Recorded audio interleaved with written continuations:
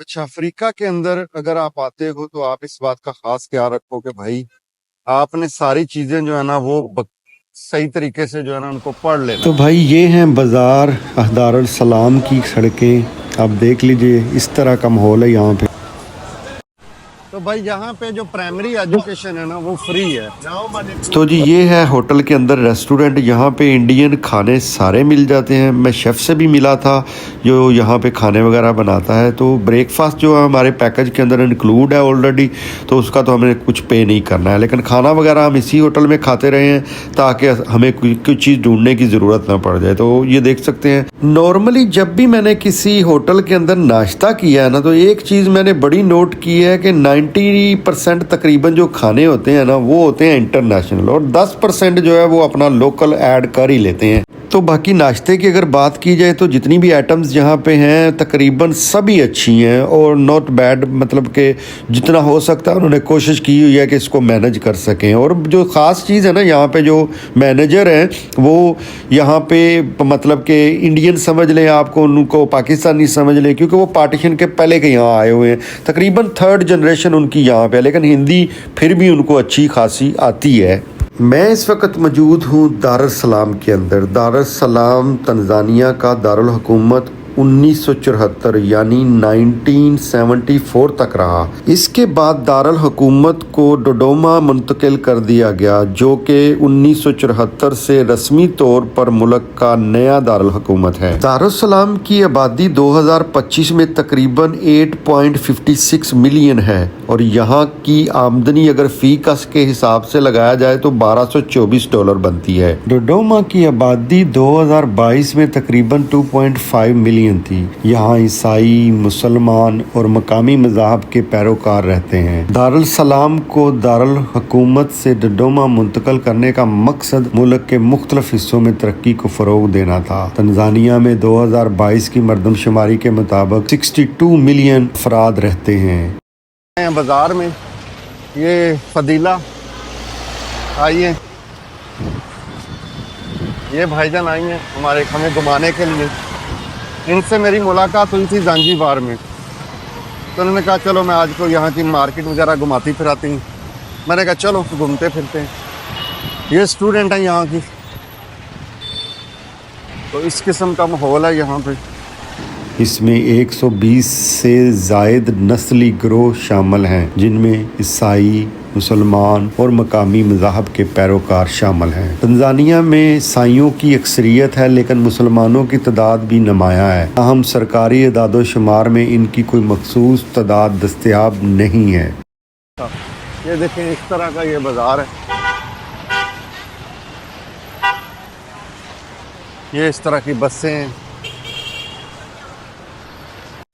तो भाई यहाँ पे जो प्राइमरी एजुकेशन है ना वो फ्री है। प्राइमरी एजुकेशन के साथ साथ हाई स्कूल जो है वो भी फ्री है। अगर आप आगे यूनिवर्सिटी या कॉलेज वगैरह में जाते हैं तो उसका खर्चा आपको खुद से उठाना पड़ता है। सफारी की बात की जाए तो इसके लिए कीनिया और तंजानिया दोनों ही मशहूर हैं, लेकिन दोनों में कुछ फ़र्क है। तंजानिया की सफारी ज़्यादा वसी और कुदरती माहौल में होती है। यहाँ सरनगीटी नेशनल पार्क और नगोरो क्रेटर जैसे मकामात हैं जहां जानवरों की बड़ी तादाद देखी जा सकती है। खास तौर पर ग्रेट माइग्रेशन के दौरान सफारी ज़्यादा वीरान होती है, क्योंकि यहाँ कीनिया की निस्बत कम रश होता है। कीनिया की सफारी कदरे सस्ती और ज़्यादा आसान रसाई वाली है। मारा नेशनल रिजर्व में भी ग्रेट माइग्रेशन देखी जा सकती है, लेकिन यहाँ होटल्स और लॉन्ज की तादाद ज़्यादा है।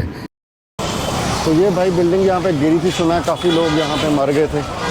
तो ये वाला ये देख सकते हैं, ये बस स्टॉप है। इसी तरह पूरा बाजार जो है रोड पे ठेलों पे चल रहा है।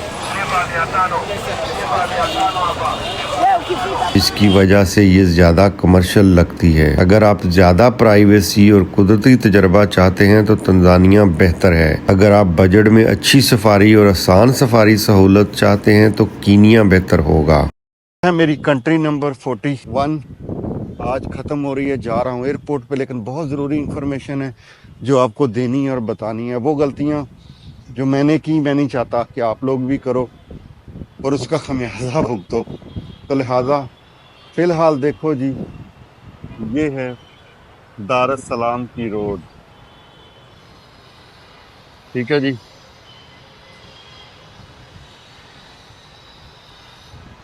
इस तरह का ये माहौल है, देख लीजिए।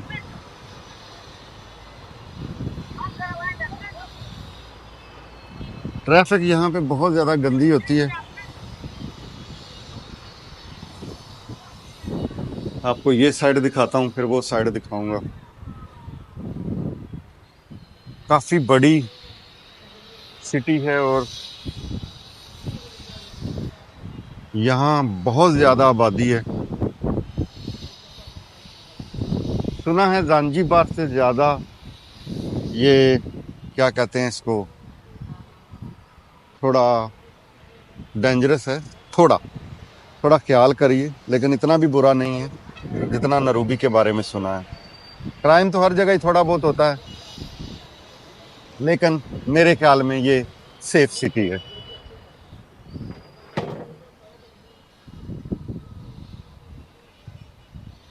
तब आपको दिखाता हूँ ये साइड, वो सामने समंदर भी है, ये इनका दरिया समंदर के साथ मिलता है।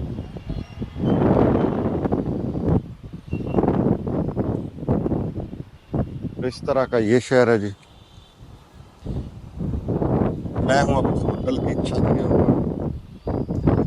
अच्छा, अफ्रीका के अंदर अगर आप आते हो तो आप इस बात का ख़ास ख्याल रखो कि भाई आपने सारी चीज़ें जो है ना वो सही तरीके से जो है ना उनको पढ़ लेना है, कि ये ना हो कि लेने के देने पड़ जाएं।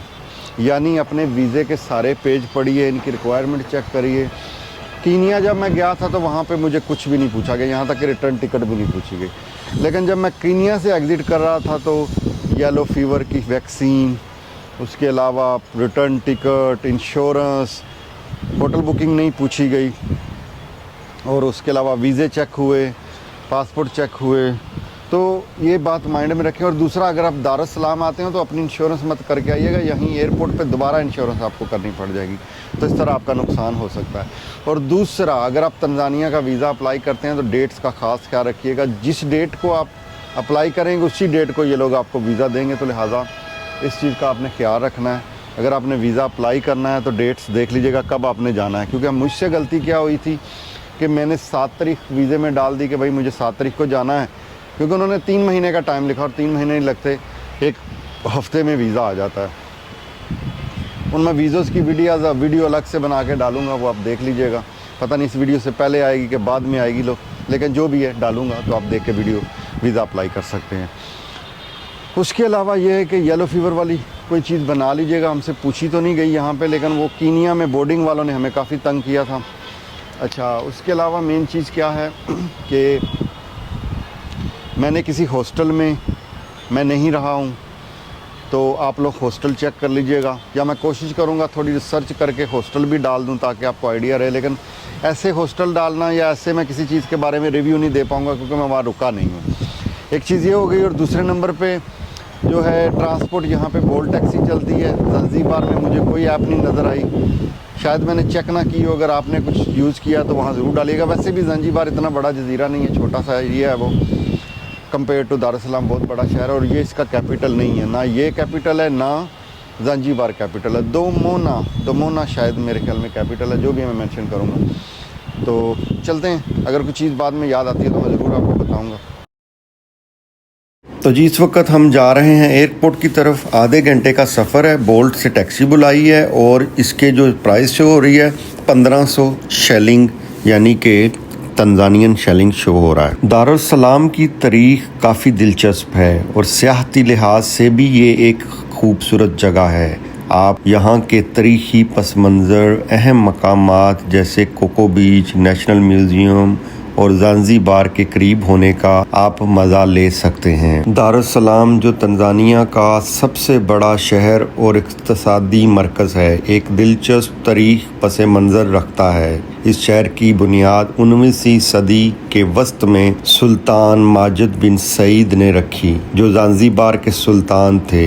इब्तदा में ये एक छोटा माहीगिरी गांव था, मगर वक़्त के साथ ये एक अहम तजारती बंदरगाह बन गया। 19वीं सदी के आखिर में जर्मन नौ आबादाती हुकूमत ने दारुस्सलाम को मशरकी अफ्रीका में अपना इंतज़ामी मरकज़ बना लिया। इस दौर में शहर में जदीद इंफ्रास्ट्रक्चर, रेलवे इमारतों की तमीर हुई। ताहम पहली जंग अज़ीम के बाद जब जर्मन हुकूमत का मशरकी अफ्रीका पर कब्ज़ा ख़त्म हुआ तो बरतानवी हुकूमत ने यहाँ कंट्रोल संभाल लिया। 1961 में जब तंजानिया ने आज़ादी हासिल की तो दारुल-सलाम मुल्क का दारुल हुकूमत बन गया। ताहम 1993 में सरकारी तौर पर दारुल हुकूमत को दोदोमा मुंतकिल करने का फैसला किया गया, मगर दारुल-सलाम अब भी तंजानिया का सबसे बड़ा और अहम शहर है। यहाँ हुकूमती और तजारती सरगर्मियाँ चलती हैं। सियाहत के हवाले से दारुल-सलाम कई खूबसूरत मकामात रखता है। कोको बीच जनूबी अफ्रीका के सालों की याद दिलाता है और मकामी गैर मुल्की सियाहों के लिए एक पसंदीदा जगह है। नेशनल म्यूज़ियम में तंजानिया की तारीख, सकाफत, पुरानी तहजीबों की झलक देखी जा सकती है। ज़ांज़ीबार के करीब होने की वजह से ये एक बेहतरीन सियाहती मरकज़ भी है। यहाँ से लोग ज़ांज़ीबार के सफ़ेद रेत वाले सालों तक आसानी से जा सकते हैं। दारुल-सलाम में खाने और तर्ज़ ज़िंदगी मशरकी अफ्रीका, अरब और जनूबी एशियाई सकाफ़तों का दिलचस्प इम्तज़ाज पेश करते हैं। उनके लोग आम तौर पर खुश इखलाक, मेहमान नवाज और सादा ज़िंदगी गुजारने वाले हैं। शहर में रोज़मर्रा ज़िंदगी काफ़ी मुतहरक है, ख़ास तौर पर बाज़ारों, साहली इलाकों और दफातर में लोगों की भीड़ भाड़ नज़र आती है। सब मैं यहाँ बैठा हूँ लॉन्च के अंदर। यहाँ पे दो एक्सेस होती हैं। अगर आप नॉर्मल जाना चाहते हैं तो उसके लिए आपको दूसरी साइड से एंटर करना पड़ेगा। अगर आपके पास एयरपोर्ट लाउंज है तो आप बिल्कुल अलग एंट्रेंस से अंदर जा सकते हैं, लेकिन मुझे एक्सेस नहीं मिली। मुझे $20 पे करना पड़ा लाउंज में आने के लिए। की लाउंज अभी वर्क नहीं करता है, तो लिहाजा की लाउंज की एक्सेस आपको नहीं मिलेगी। उसके लिए वीज़ा एयरपोर्ट लाउंज है, वो यूज़ करें। मैं यहाँ इस वक्त दारुल-सलाम तंजानिया एयरपोर्ट इसका नाम है। यार नाम बड़ा मुश्किल है, ऊपर मेंशन कर दूँगा। मैंने फ़्लाइट ली थी 1300 समथिंग की। अभी मुझे याद नहीं, क्योंकि 2-3 दिन पहले बुक की थी मैंने, ओवर नहीं किया, लेकिन 1300 समथिंग की फ़्लाइट थी। तो मैं डॉलर्स में ऊपर मेंशन कर दूँगा।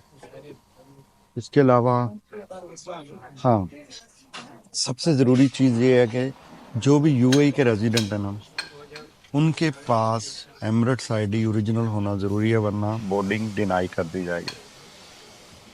तो इन चीज़ों का ख़ास ख्याल रखिएगा। ट्रैवल तो हम अफ्रीका में कर लें, लेकिन रिक्वायरमेंट्स बहुत ज़्यादा हैं। 13 नंबर गेट है, फ़्लाइट मिस ना हो जाए। तो ये है जी, इस तरह का पूरा एयरपोर्ट है। एमिरेट्स कहाँ खड़ी है, ढूंढनी पड़ेगी। ये तो भाई ये है हमारा जहाज़ एमिरेट्स का। सामने तंजानिया एयरलाइन है।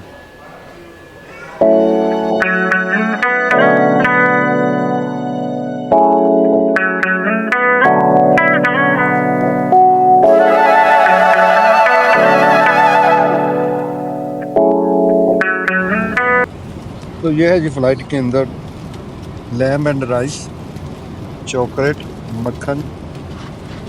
ये शायद क्या है जी, ये पता नहीं यार, ये कोई नई चीज़ है। ये बिस्किट है, टिशू है, खीर है और सलाद है। ये पानी है, ये बंद है। तो ये पता नहीं, यहाँ ये कवर था उसका। तो ये भी कोई चीज़ है, दाम यानी नट्स। तो ये है जी एमिरेट्स का खाना। तो इस वीडियो को यहीं ख़त्म करते हैं। दुआ में याद रखिएगा। अल्लाह हाफ़िज़, लव यू गाइस। मिलते हैं अगली कंट्री में जो होगी 42 नंबर।